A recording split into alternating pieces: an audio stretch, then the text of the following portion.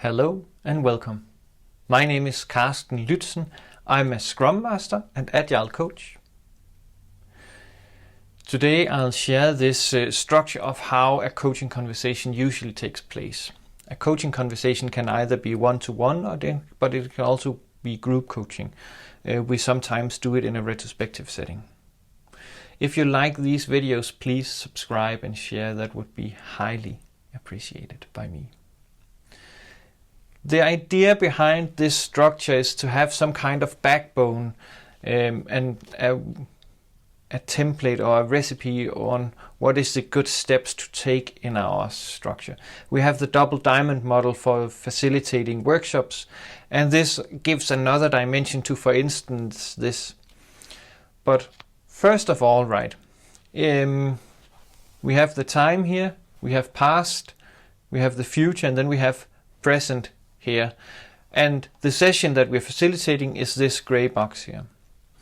When we start the session, we need to align upon what is the desired or the agreement, or what is the outcome we want from this session. And we usually call that the coaching agreement.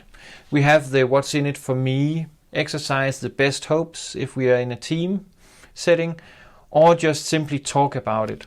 A really good question to do that to help settle this is, so if I ask you when this session is over in an hour or whatever the time span is, and this had been a really good session, what would you say was the best parts about this session?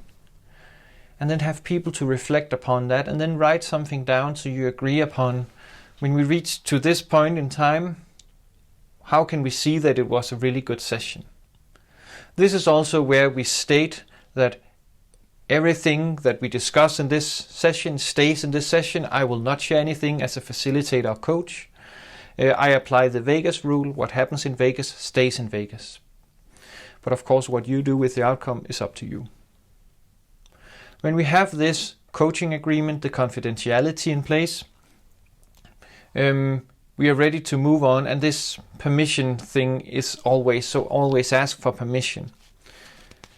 When this is in place, what we tend to do is try to define and look at this preferred future.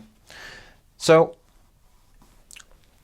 this preferred future, what does it look like? What does it feel like? What are the signs of this preferred future happening?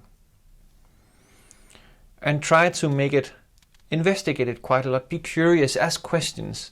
So what does your husband say? Reframe it also to make sure that it's not only the coachee or the team's perspective, but also the user's perspective or the CEO's perspective or whoever is important stakeholders in this.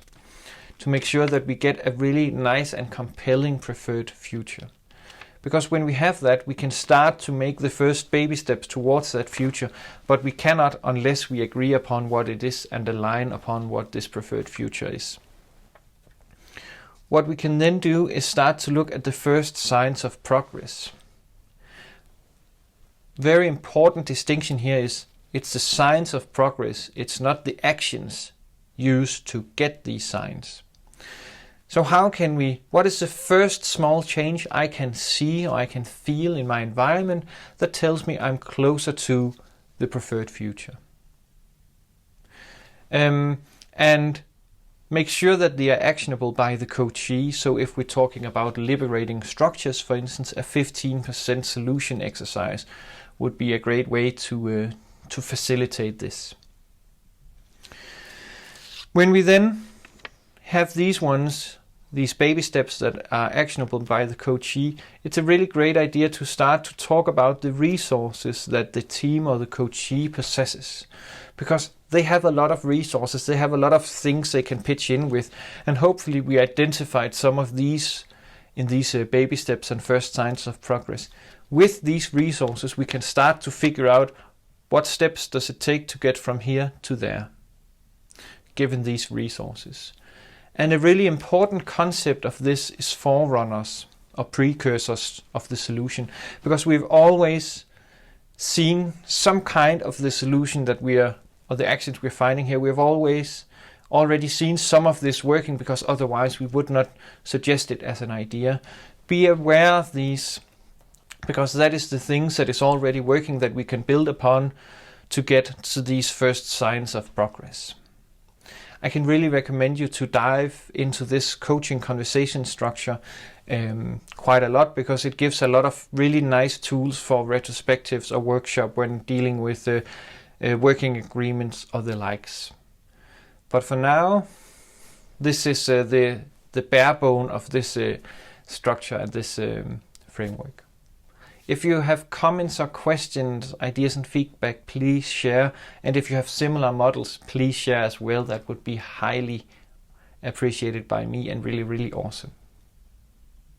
But for now, I'll just say, have an awesome day.